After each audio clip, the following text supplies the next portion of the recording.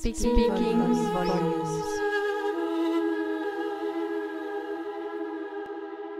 Speaking volumes.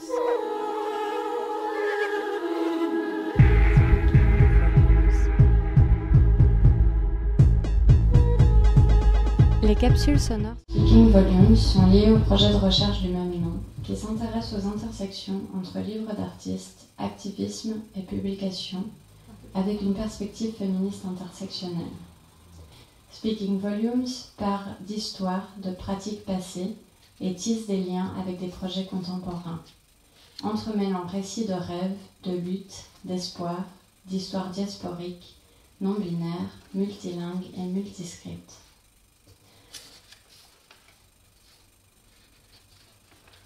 Speaking Volumes est le titre d'une exposition de livres d'artistes faits par des femmes qui a eu lieu en 1980 à la Air Gallery à New York, à l'initiative de Lucy Lippard. J'ai rencontré cette exposition par hasard sur Internet, frappée par une petite image jaune, son carton d'invitation. Je travaille aujourd'hui à la documenter, car il n'en reste peu de traces. Reprendre son titre est pour moi une manière de faire recirculer son nom. Mon nom est Lorraine Furter, je suis graphiste et chercheuse. Mes arrière-grand-mères étaient suisses, françaises, espagnoles et arméniennes. Je vis à Bruxelles, en Belgique.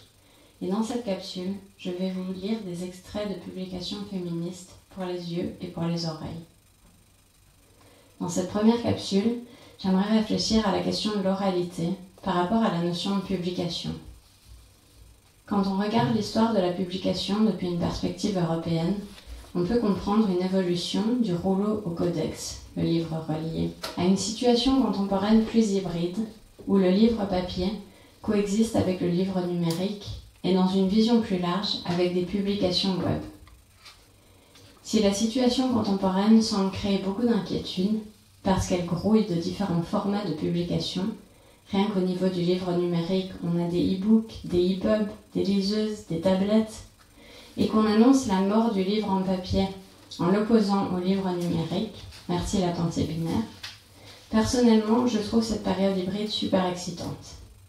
Justement parce que sa dimension grouillante permet de repenser les formats de publication avec de nouvelles perspectives. Et une chose qui me semble super importante avec les nouveaux formats de publication hybride, dont les blogs et les podcasts radio font partie, c'est qu'ils permettent d'intégrer une dimension exclue par la présence hégémonique du livre papier. L'oralité, par le son, et les corps, par la vidéo.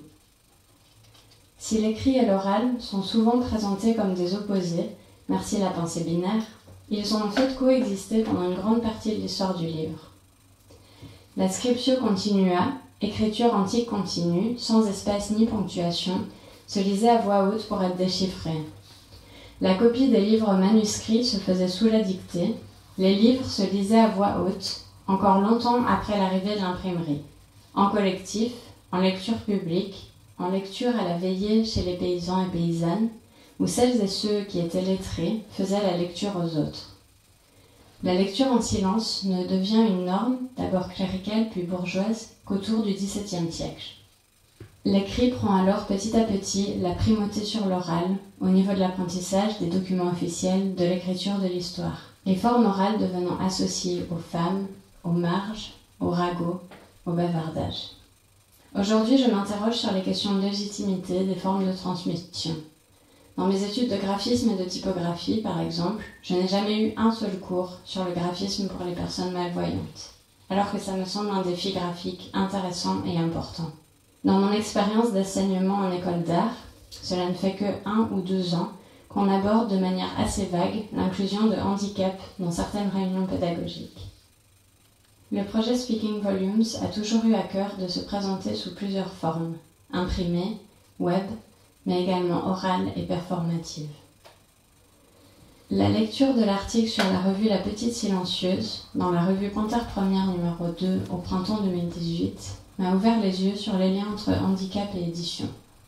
Ici, il s'agit d'un projet pour et par des personnes sourdes, mais dont la lecture d'extraits pourra, je l'espère, intéresser des personnes aveugles et toute autre personne sensible aux questions de lutte et de représentation par la publication. Vous avez relevé notre tête dans les archives d'un journal de femmes sourdes, 1912 à 1937. En 1880, la langue des signes est interdite en France, renforçant, entre autres, l'isolement des femmes sourdes. En 1912, l'une d'elles crée un journal pour servir de messagère à ses pairs. Immersion dans ces pages où se lise l'écho de vies oubliées et la constitution d'une sororité. Pendant 20 ans, des habitantes de Bretagne, du Gard, de l'Isère ou d'ailleurs ont constitué une communauté de milliers de petites sœurs sourdes et sourdes aveugles, unies par un étonnant journal bleu, la Petite Silencieuse. Dès le mois de décembre 1912, cette autoproclamée messagère d'une vingtaine de pages paraît tous les mois, s'éteignant en 1937 avec sa fondatrice, rédactrice en chef et grande sœur, Yvonne Pitroy, grand nom oublié de la culture sourde.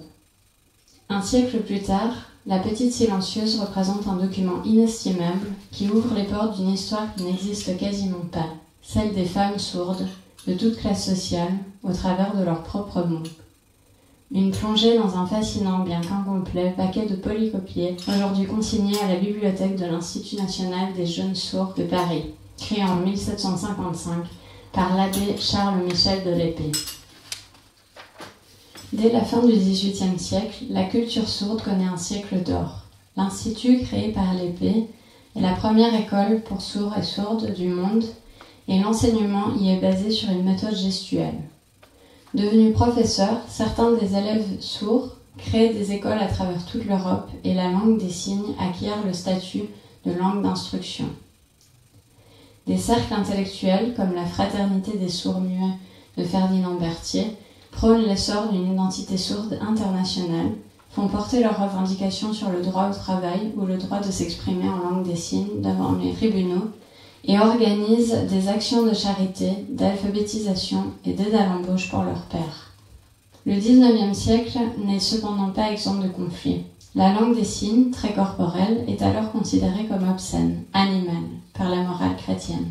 De plus, depuis la Renaissance, de grands pédagogues ont créé des méthodes pour enseigner le langage oral aux enfants sourds de sang noble, afin que ceux-ci ne soient pas privés d'héritage par la loi, en Espagne notamment. Au XIXe siècle, cela se cristallise en une opposition entre pédagogues oralistes et gestualistes, jusque dans les établissements pour les sourds nouvellement créés. En parallèle, dans un contexte de foi béate en les promesses du progrès, des corps de médecins s'évertuent à corriger la surdité, pratiquant moultes expérimentations infructueuses sur les oreilles des sourdes. Cette vision déficitaire de la surdité gagne du pouvoir et triomphe en 1880 lors du congrès de Milan. Pédagogues et ecclésiastiques, alors omniprésents dans l'instruction, mettent à mort la langue des signes au cri de « Viva la parola ». Unique langue qui permette réellement aux personnes sourdes profondes de s'exprimer, la langue des signes est aussitôt interdite dans l'instruction en France par le gouvernement Jules Ferry, et ce officiellement jusqu'en 1991. Les élites intellectuelles sourdes, qui pendant un siècle avaient été considérées avec respect par une partie de la haute société entendante, sont dès lors assimilées au commun des personnes sourdes, jugées idiotes, bestiales et à la moralité douteuse. Professeurs et directeurs d'écoles sourds sont par exemple renvoyés sur le champ et l'instruction revient aux mains uniques du clergé et des instituteurs entendants oralistes. Les sourdes sont alors considérées comme des malades à soigner par l'apprentissage forcené du français oral et de la lecture labiale au gré d'inlassables séances orthophoniques, chose laborieuse quand on n'entend pas sa propre voix et qui se fait au détriment d'autres apprentissages. La langue des signes entre alors en résistance. Elle se pratique clandestinement dans les internats et dans des cercles plus restreints comme les associations militantes, clubs sportifs et journaux sourds. Mais à partir des années 1920, le temps passant, le coup porté à Milan se fait sentir.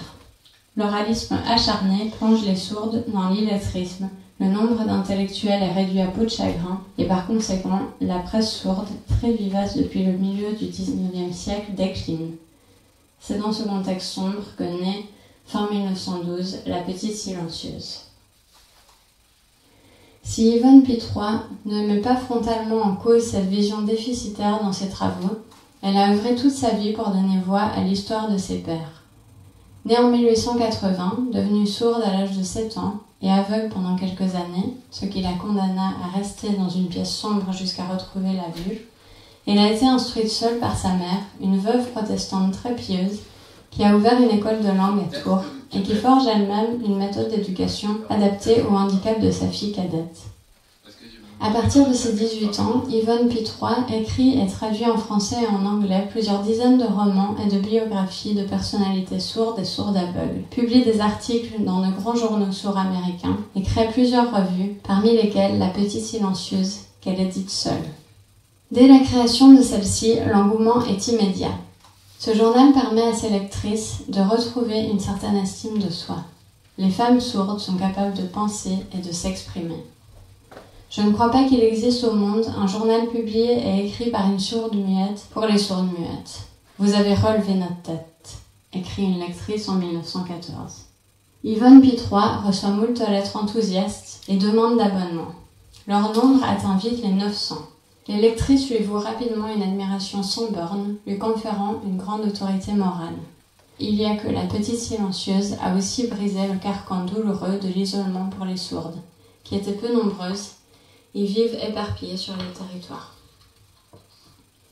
Ici, je lis la couverture du numéro 4 de juillet-août 1914. La Petite Silencieuse, messagère illustrée des sourdes muettes et des sourdes parlantes, paraissant tous les 2 mois. Aimons-nous, aidons-nous les unes les autres. Sommaire, causerie, les dernières vacances. Dans notre petit monde, visite d'étrangères. Une question, une rosière sourde muette. Ce que font les silencieuses. 1, 2, 3, 4. 2 touchants témoignages. Le grand voyage de Nanette, histoire illustrée. En famille. Communication. Aimons-nous, aidons-nous. Don reçu. Rédaction Yvonne Pitroy. Administration Marguerite Pitroy. Abonnement 1 an 6 numéros. France 50 centimes, étranger 1 franc. Numéro isolé 10 centimes. Abonnement circulant en braille pour les sourdes muettes aveugles au même prix.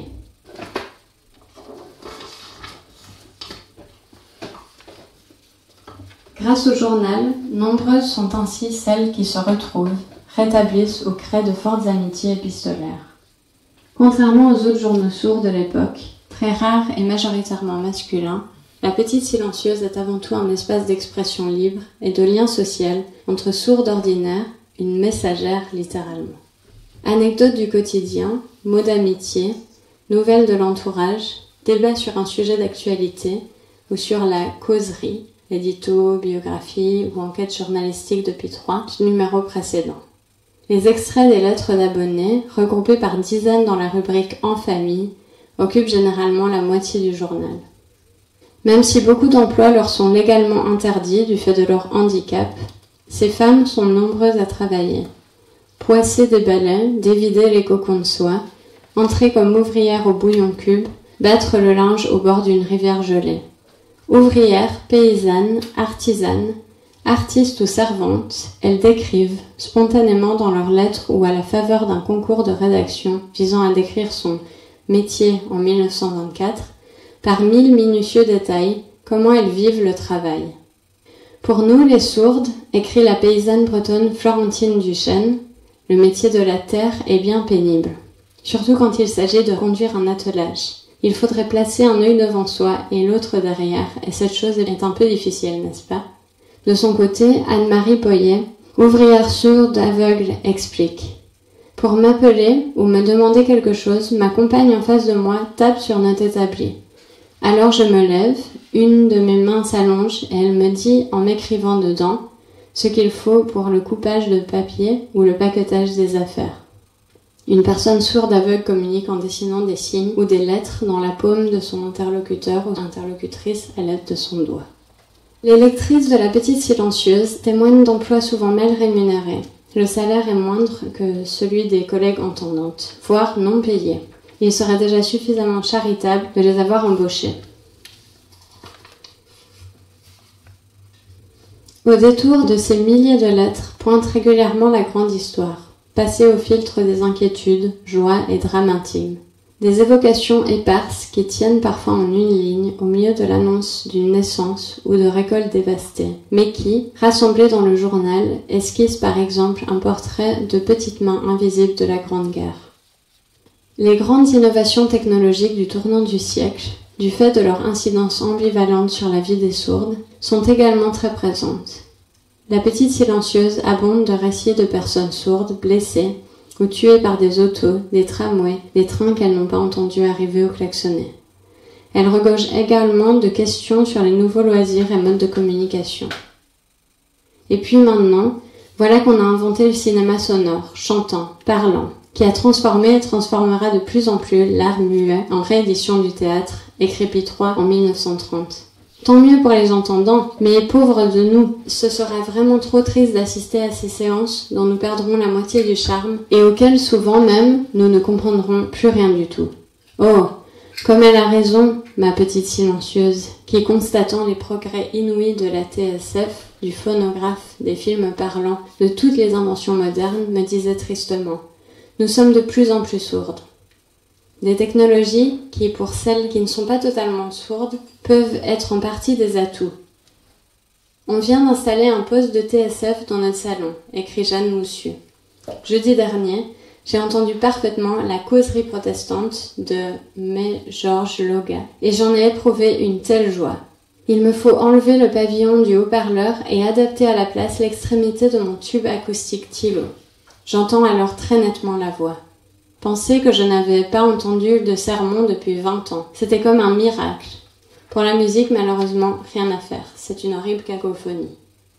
Grâce à la petite silencieuse, des centaines de femmes sourdes ont trouvé des pages où mettre leur quotidien en mots, libérer leurs paroles sur des sujets qui les touchent, exprimer leurs désaccords, prendre conscience qu'elles ont des vécus communs. Autant de jalons posés pour une possible émancipation de leurs conditions de personnes infantilisées, méprisées, exploitées. Une conscientisation et une émancipation visibles à la lecture du journal. Au fil des ans, les lettres des unes et des autres s'étoffent et les concours de rédaction lancés dans les années 1920 sur les sujets qui les concernent directement sont l'occasion de longues prises de position soigneusement argumentées. C'est une réelle sororité, communauté solidaire de femmes à laquelle se rattacher, se confier, être comprise et conseillée qui s'est constituée. De plus, Yvonne Pitroy exhorte régulièrement ses lectrices à faire de la petite silencieuse un lieu de solidarité concrète entre sourds via la rubrique « Aimons-nous, aidons-nous » et les caisses de secours lancées pendant la Première Guerre mondiale. De lettre en lettre, des femmes offrent ici des vêtements qu'elles ont cousus, là des livres, quelques sous ou une visite à domicile, ou encore payent des abonnements à leurs sœurs moins fortunées. Tout type d'aide qui, en cas de coup dur, vient soutenir l'émancipation, ouvrant la possibilité de quitter son emploi, de divorcer, d'améliorer sa vie. C'était donc un article de Mathilde Bléza dans Panthère Première numéro 2. Dans le corpus de ma recherche, des éditions hybrides féministes, je pense à 2 projets contemporains qui incluent une dimension orale. Basé à New York, le projet LTTR a beaucoup investi la question des formats hybrides et leur archivage. LTTR est un collectif fondé en 2001 par des artistes travaillant dans plusieurs champs artistiques, vidéo, performance, écriture, et activistes, genderqueer, féminisme et lutte contre le sida. Les projets éditoriaux du collectif se déploient à travers plusieurs formats, magazines, expositions, performances, lectures, fêtes, liés les uns aux autres. Un contenu peut être publié sur papier, puis performé dans une fête de lancement ou une lecture. La composition du collectif évolue, formé à ses débuts par Ginger Brooks Takahashi, Kate Hardy et Emily Royston, rejointe par Ulrike Müller en 2005 et Lanka Tattersall en tant qu'éditrice du numéro 4 et curatrice de son exposition. Au fil des projets, l'acronyme LTTR prend plusieurs significations. Lesbians to the Rescue, sous-titre du magazine LTTR numéro 1 en 2002. Listen, Translate, Translate Record, sous-titre du magazine numéro 2 2003. Let's Take the Role, titre d'une exposition à The Kitchen en 2005. Lesbian Stand to Read, marque-page Radical Readings, Résidence à Printed Matter et multiple dans le magazine numéro 4 en 2005. Le magazine fonctionne par appel à contribution, sélectionné par le comité éditorial, les membres du collectif. Les contributrices sont autant de jeunes artistes, des écrivaines, des activistes trans, des musiciennes punk, que des chercheuses universitaires. Chaque numéro a une forme spécifique et hybride. Publication papier, poster, vinyle, accompagné de multiples, des objets créés par les contributrices. Insert, marque-page, le tout relié, mis dans une enveloppe ou une pochette. Depuis 2007, 2 ans après leur dernier événement, et alors que tous les numéros des magazines sont épuisés, le collectif met en place une archive complète des activités de LTTR en ligne, avec photos, PDF téléchargeables et imprimables, sons et retranscriptions. Je vais vous passer un extrait du numéro 2, Listen, Translate Record, en 2003, dont la version bootleg en PDF et les fichiers audio sont téléchargeables en ligne sur www.lttr.org. Okay, this is for LTTR. May 22nd, 2003.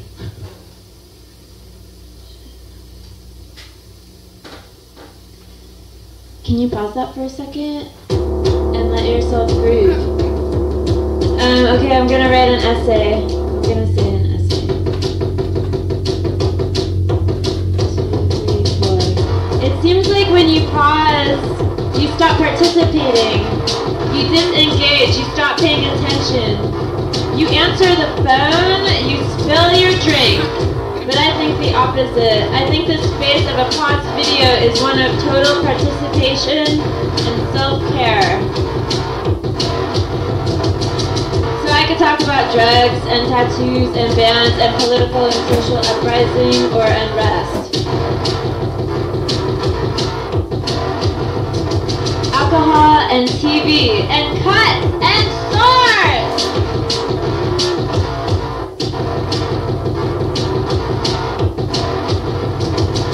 I could make my case for Montana versus the city. Whose kids get more out of their drugs? Whose kids kill themselves better? And is faster or really better? I have one for this one. Let's get more out of our cultures. Let's get more out of our cultures. Can you pause that for a second?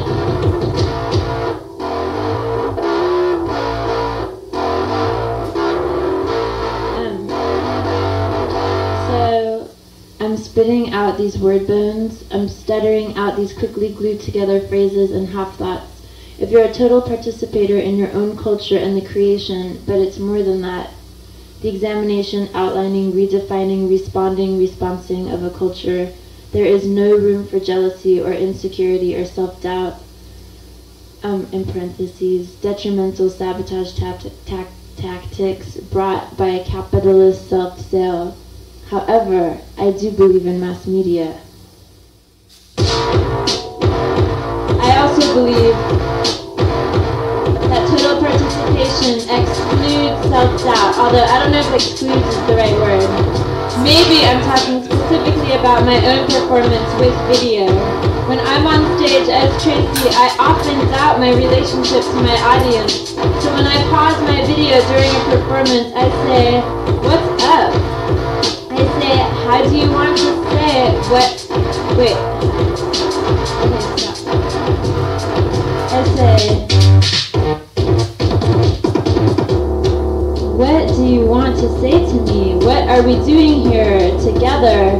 What's happening here? What can happen here? Maybe I want you to take it home with you."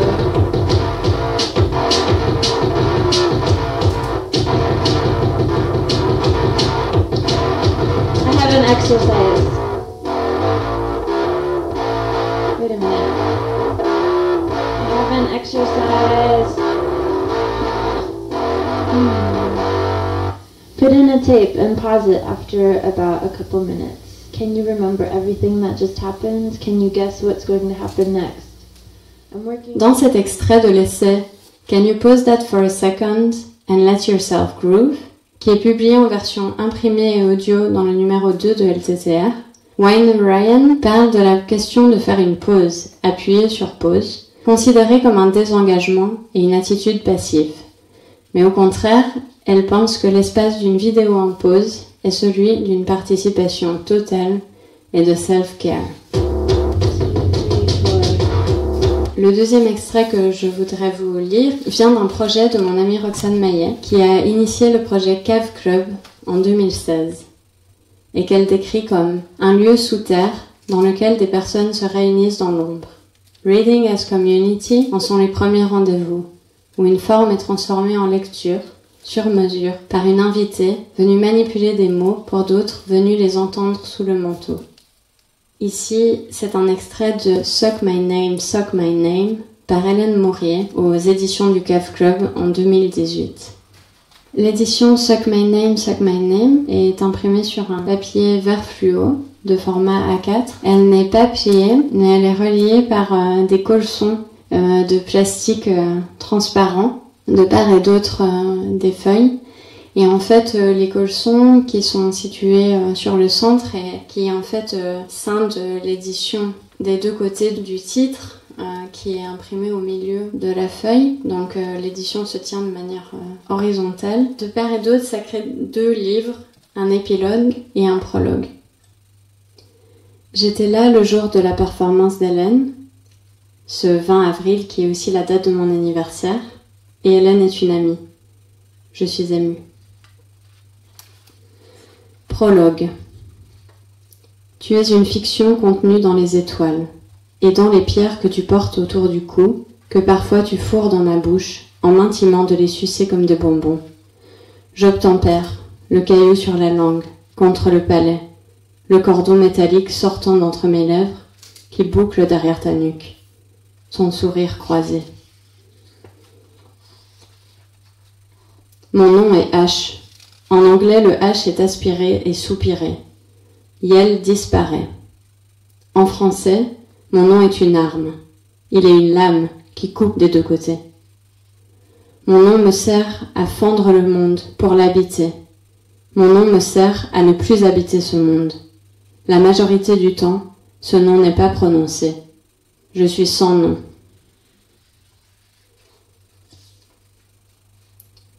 Privilège. Les anti-oppressionnistes utilisent le mot privilège pour décrire un ensemble d'avantages perçus ou une absence de désavantages qui favorise un groupe majoritaire, pour la plupart du temps inconscient des privilèges qu'il possède. Les notions de privilège et d'oppression croisées sont difficiles à assimiler, parce que notre conditionnement mental nous entraîne à penser en termes de hiérarchie, ayant tendance à hiérarchiser les oppressions. La clé n'est pas de hiérarchiser, mais de prendre conscience de ses propres privilèges pour définir sa place et entendre, voir, identifier celle des autres. Être en situation de privilège n'implique pas forcément de les utiliser de manière consciente, mais de profiter directement ou indirectement de la position sociale que cela induit.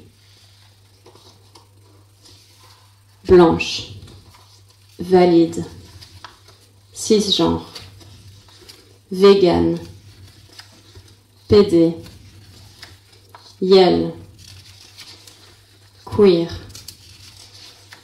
chienne, allié, cyborg, drogué, transamour. Il ne s'agit pas de jeu de mots, il ne s'agit pas de forme sans fond. Incarner une identité signifie en prendre toute la mesure. Tout ceci traverse des corps avec violence, et tout ceci n'est pas et ne sera pas un exposé politique et dogmatique. Nous nous sommes construites dans nos torts et dans nos vices. Yelles ne sont pas fashion. Yelles se portent avec poids. Yelles ne sont pas parfaites, pures, translucides.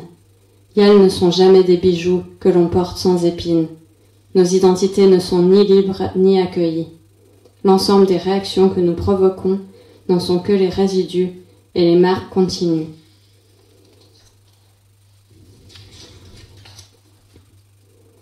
Beaucoup de nos identités nous sont affublées, et nombre d'entre elles sont superflues. Mais nous avons à nous y confronter. C'est un fait.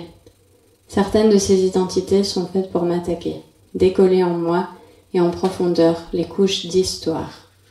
Histories. D'autres sont faites pour me défendre. Her stories. Refourner la lame qui meurtrit la peau dans la paume de cellule qui la tenait.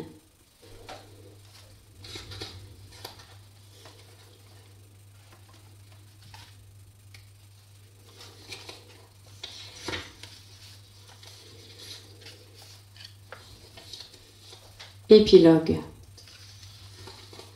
Ouvre les yeux. Ouvre les yeux. Ouvre les yeux. Ouvre les yeux. Ouvre les yeux. Ouvre les yeux. Ouvre les yeux. Ouvre les yeux. Ouvre les yeux. Ouvre les yeux. Mes yeux s'ouvrent.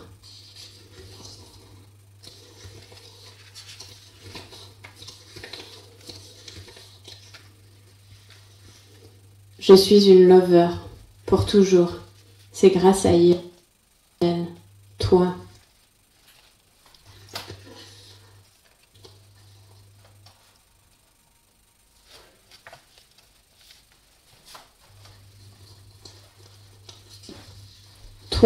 Toi, tu donnes à ma peau une nouvelle consistance, une nouvelle tonalité, une nouvelle odeur. Après la première nuit où nos yeux se sont croisés, et nos coups étirés, tu m'as envoyé une lettre. Nous avons passé un contrat.